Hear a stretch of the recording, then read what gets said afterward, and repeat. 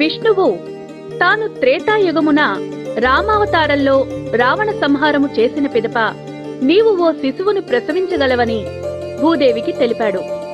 త్రేతాయుగమున జనక మహారాజుకు భూమి నుంచి సీత లభించినప్పుడు భూదేవి జనకునితో తనకొక ఉపకారము చెయ్యవలెనని ప్రమాణము చేయించుకున్నది.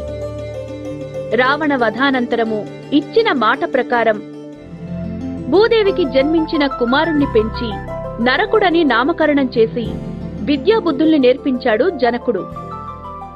నరకుడు యుక్త వయస్సుకొచ్చాక అతనిని భూదేవి గంగా తీరమునకు తీసుకువెళ్లి అక్కడ అతని జన్మ వృత్తాంతాన్ని చెప్పింది. అప్పుడు విష్ణుమూర్తి ప్రత్యక్షమై శక్తి ఆయుధాన్ని దివ్య రథమును అనుగ్రహించి కామరూప దేశమును ప్రాగ్జ్యోతిష నగరాన్ని రాజధానిగా చేసుకుని పాలించుకోమని చెప్పి అదృశ్యమయ్యాడు.